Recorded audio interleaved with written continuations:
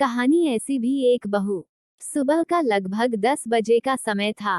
Post office में ज्यादा चहल पहल नहीं थी। पोस्ट ऑफिस के मेरे केबिन से पूरा का पूरा पोस्ट ऑफिस मुझे साफ दिखाई देता था।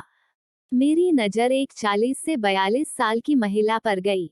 दिखने में सीधी सादी, मेकअप रहित प्रभावशाली व्यक्तित्व वाली, पहनावे से मध्यम वर्गीय लग रही थी। जिस तरीके से वो ऑफिस के कर्मचारियों से बातचीत कर रही थी, यद्यपि मुझे उनकी बातचीत सुनाई नहीं दे रही थी, उसके स्वभाव की नम्रता साफ झलक रही थी। थोड़ी देर बाद मैंने देखा तो वो बेचैन सी बेंच पर बैठी थी। शायद उसे किसी का इंतजार था। इतने में पोस्ट ऑफिस की एक एजेंट आई। उस महिला ने एजेंट से कुछ बात की और एजेंट ने अंदर आकर मुझसे पूछा, सर, इनकी आरडी मैच्योर हो गई है। लगभग 9,000 की रकम है, लेकिन शर्मा जी कह रहे हैं कि अभी कैश नहीं है। 11 बजे बैंक खुलने पर ही पेमेंट हो सकता है। सर, मैंने पार्टी को बताया था कि मैं उनका पेमेंट जल्द ही करवा दूंगी। क्या कहीं से कैश का बंदोबस्त हो सकता है? हालांकि इतनी रकम तो पोस्ट ऑफिस में रहती है, लेकिन पहले दिन बैंक की छुट्टी होने से आज कैश नहीं था। मैंने शर्मा जी को बुलाकर उनसे बात की, लेकिन उन्होंने कैश उपलब्ध न होने की बात ही दोहरा दी। एजेंट से उस महिला को 11:30 बजे तक इंतजार करने को कहकर मैं अपने काम में व्यस्त हो गया, क्योंकि बैंक खुलने के बाद कैश लाने में भी आधा घंटा तो लगेगा ही। थोड़ी देर बाद मैंने देखा कि एजेंट तो जा चुकी है और वो महिला बड़ी बेसब्री से कैश लाने वाले लड़के का इंतजार कर रही है। 11:35 को वो महिला लगभग रुआसी होकर मेरे केबिन में आकर कहने लगी, सर, मेरी बुजुर्ग सास जो कि 85 साल की है, उनके खाने का समय हो रहा है। मुझे उन्हें समय पर खाना खिलाना है। कैश आने में और कितना समय लगेगा? अब लड़का आता ही होगा। मैंने उससे कहा। उसे देखकर सहज ही अनुमान लगाया जा सकता था कि उसके लिए एक एक मिनट कितना महत्वपूर्ण है। मैंने किसी बहू को, सास को वक्त पर खाना खिलाने के लिए इतना व्यग्र होते पहली बार देखा था। मेरा काम करने में मन ही नहीं लग रहा था।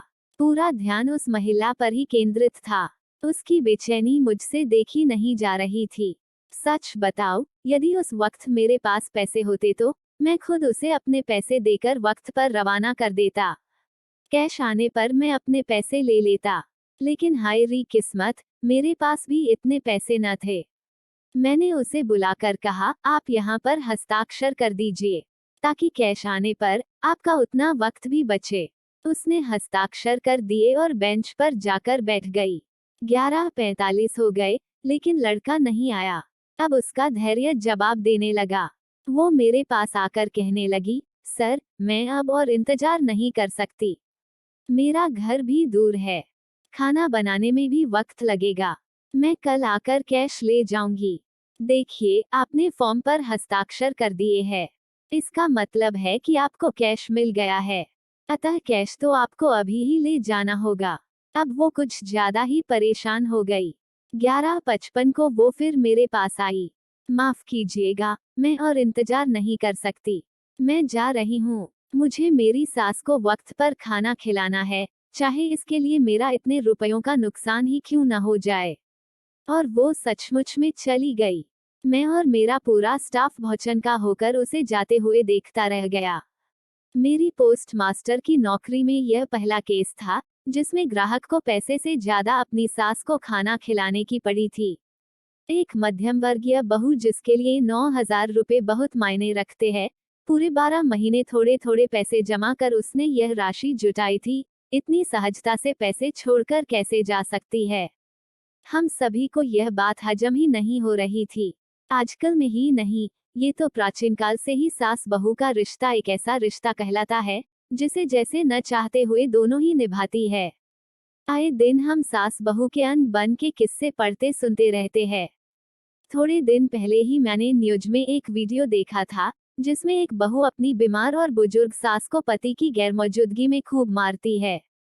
ऐसे में मुझे अपने कानों पर, अपनी आंखों पर विश्वास ही नहीं हो रहा था कि ऐसी भी कोई बहू हो सकती है जो सिर्फ सास को वक्त पर खाना खिलाने के लिए। मैं यह सब सोच ही रहा था कि उतने में वह महिला और कैश लाने वाला लड़का दोनों ने एक साथ प्रवेश किया। हुआ ये कि जैसे ही वो महिला बाहर गई वैसे ही उसे लड़का आते हुए दिख गया। हमने जल्दी से उसे कैश देकर रवाना किया। मुझे और मेरे पूरे स्टाफ को ऐसा लग रहा था कि जैसे हमने उस महिला को कैश सौंपकर बहुत बड़ा काम किया हो। अभी भी जब भी वो घटना याद आती है, तब आंखों देखी घटना होने के बावजूद भी विश्वास कर पाना कठिन होता है कि क्या ऐसी भी कोई बहू हो सकती है।